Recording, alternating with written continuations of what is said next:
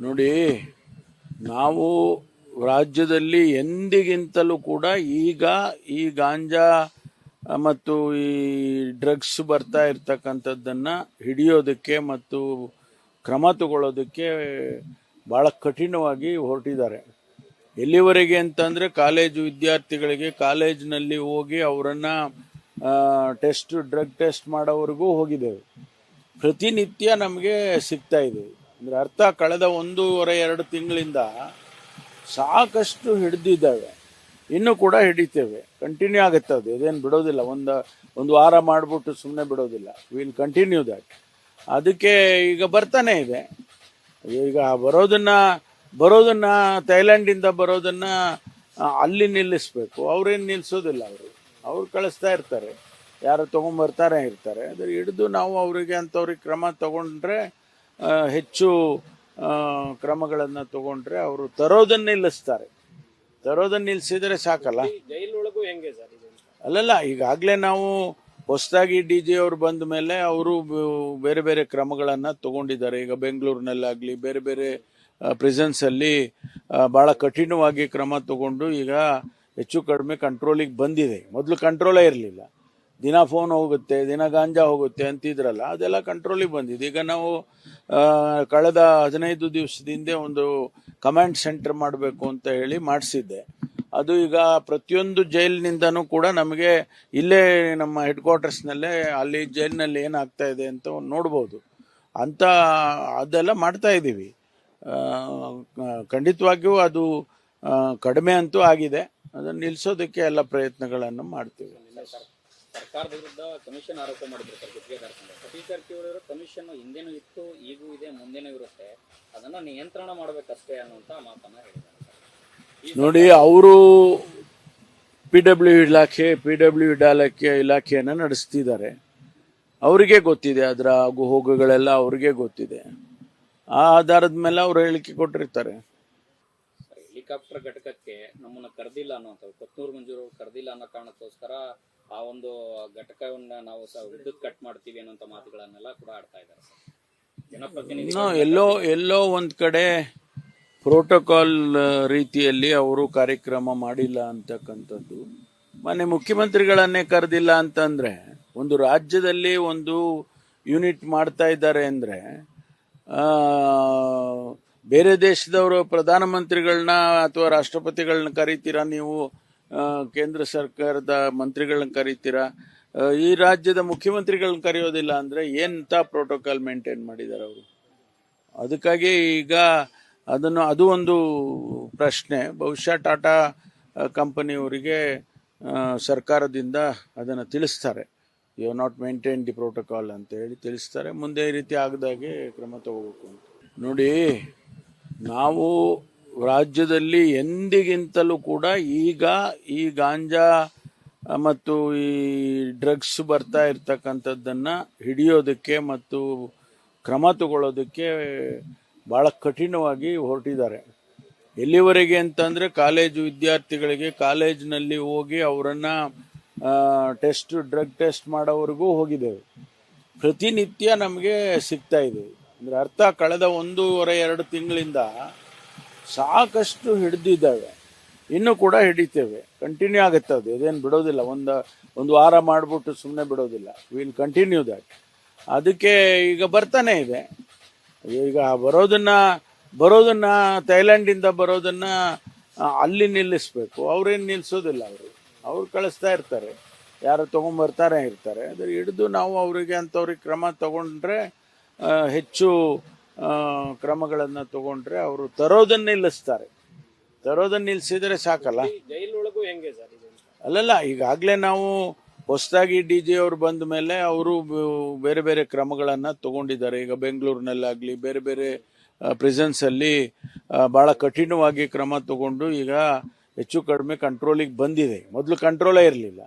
ದಿನ ಫೋನ್ ಹೋಗುತ್ತೆ, ದಿನ ಗಾಂಜಾ ಹೋಗುತ್ತೆ ಅಂತಿದ್ರಲ್ಲ, ಅದೆಲ್ಲ ಕಂಟ್ರೋಲಿಗೆ ಬಂದಿದೆ. ಈಗ ನಾವು ಕಳೆದ 15 ದಿವಸದಿಂದ ಒಂದು ಕಮಾಂಡ್ ಸೆಂಟರ್ ಮಾಡಬೇಕು ಅಂತ ಹೇಳಿ ಮಾಡಿಸಿದ್ದೆ. ಅದು ಈಗ ಪ್ರತಿಯೊಂದು ಜೈಲಿನಿಂದನೂ ಕೂಡ ನಮಗೆ ಇಲ್ಲೇ ನಮ್ಮ ಹೆಡ್ ಕ್ವಾರ್ಟರ್ಸ್ನಲ್ಲೇ ಅಲ್ಲಿ ಜೈಲಿನಲ್ಲಿ ಏನಾಗ್ತಾ ಇದೆ ಅಂತ ನೋಡ್ಬೋದು ಅಂತ ಅದೆಲ್ಲ ಮಾಡ್ತಾ ಇದ್ದೀವಿ. ಖಂಡಿತವಾಗಿಯೂ ಅದು ಕಡಿಮೆ ಅಂತೂ ಆಗಿದೆ. ಅದನ್ನು ನಿಲ್ಲಿಸೋದಕ್ಕೆ ಎಲ್ಲ ಪ್ರಯತ್ನಗಳನ್ನು ಮಾಡ್ತೀವಿ. ಸರ್ಕಾರದ ವಿರುದ್ಧ ಕಮಿಷನ್ ಆರೋಪ ಮಾಡಿದ್ರು ಸರ್ ಗುತ್ತಿಗೆದಾರ ಸಂಘ. ಸತೀಶ್ ಜಾರಕಿಹೊಳಿ ಅವರು ಕಮಿಷನ್ ಹಿಂದೆನೂ ಇತ್ತು, ಈಗೂ ಇದೆ, ಮುಂದೆನೂ ಇರುತ್ತೆ, ಅದನ್ನ ನಿಯಂತ್ರಣ ಮಾಡಬೇಕಷ್ಟೇ ಅನ್ನುವಂತ ಮಾತನ್ನ ಹೇಳಿದ್ದಾರೆ ಸರ್. ನೋಡಿ, ಅವರು PW ಇಲಾಖೆಯನ್ನು ನಡೆಸ್ತಿದ್ದಾರೆ. ಅವರಿಗೆ ಗೊತ್ತಿದೆ, ಅದರ ಆಗು ಹೋಗುಗಳೆಲ್ಲ ಅವ್ರಿಗೆ ಗೊತ್ತಿದೆ. ಆ ಆಧಾರದ ಮೇಲೆ ಅವರು ಹೇಳಿಕೆ ಕೊಟ್ಟಿರ್ತಾರೆ. ಹೆಲಿಕಾಪ್ಟರ್ ಘಟಕಕ್ಕೆ ನಮ್ಮನ್ನ ಕರೆದಿಲ್ಲ ಅನ್ನೋಂಥದ್ದು, ಕೊತ್ತೂರು ಮಂಜೂರು ಕರೆದಿಲ್ಲ ಅನ್ನೋ ಕಾರಣಕ್ಕೋಸ್ಕರ ಆ ಒಂದು ಘಟಕವನ್ನ ನಾವು ವಿದ್ಯುತ್ ಕಟ್ ಮಾಡ್ತೀವಿ ಅನ್ನೋಂಥ ಮಾತುಗಳನ್ನೆಲ್ಲ ಕೂಡ ಆಡ್ತಾ ಇದ್ದಾರೆ ಸರ್. ಜನಪ್ರತಿನಿಧಿ ಎಲ್ಲೋ ಒಂದ್ ಕಡೆ ಪ್ರೋಟೋಕಾಲ್ ರೀತಿಯಲ್ಲಿ ಅವರು ಕಾರ್ಯಕ್ರಮ ಮಾಡಿಲ್ಲ ಅಂತಕ್ಕಂಥದ್ದು.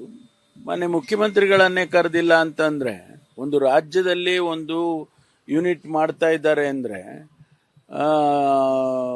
ಬೇರೆ ದೇಶದವರು ಪ್ರಧಾನಮಂತ್ರಿಗಳನ್ನ ಅಥವಾ ರಾಷ್ಟ್ರಪತಿಗಳನ್ನ ಕರೀತೀರಾ ನೀವು, ಕೇಂದ್ರ ಸರ್ಕಾರದ ಮಂತ್ರಿಗಳನ್ನ ಕರೀತೀರಾ, ಈ ರಾಜ್ಯದ ಮುಖ್ಯಮಂತ್ರಿಗಳನ್ನ ಕರೆಯೋದಿಲ್ಲ ಅಂದ್ರೆ ಎಂತ ಪ್ರೋಟೋಕಾಲ್ ಮೇಂಟೈನ್ ಮಾಡಿದ್ದಾರೆ ಅವರು.